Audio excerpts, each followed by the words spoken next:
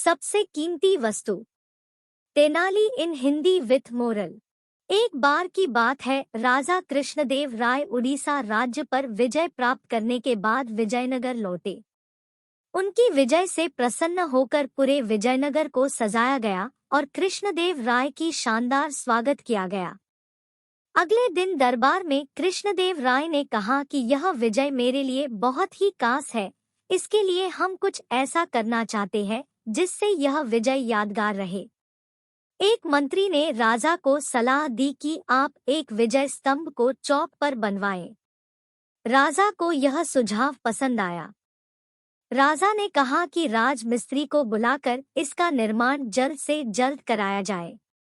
इसके बाद राजमिस्त्री विजय स्तंभ के निर्माण कार्य के लिए लग गया।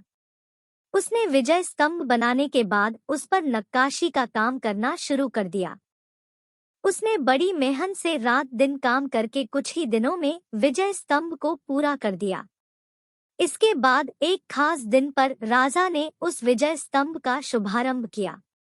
विजय स्तंभ की सुंदरता को देखकर राजा और सभी व्यक्ति बहुत प्रसन्न हुए। राजा ने राजमिस्त्री को कहा कि इतनी सुंदर कारीगरी के लिए मैं तुमको कुछ इनाम देना चाहता हूँ। तुम बताओ तुमको क्या इनाम चाहिए। राजमिस्त्री ने मना किया कि आपका दिया हुआ मेरे पास सब कुछ है, मुझे कुछ नहीं चाहिए। लेकिन राजा के बार बार कहने पर राजमिस्त्री बोला, महाराज आप मुझे देना ही चाहते हैं तो मुझे इस थैले में ऐसी वस्तु दो जो संसार में सबसे कीमती हो और कोई उसका मूल्य न लगा सके।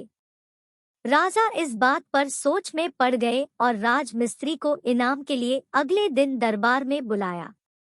राजा ने तेनाली राम को अगले दिन दरबार में आने के लिए सैनिक को संदेश भेजा।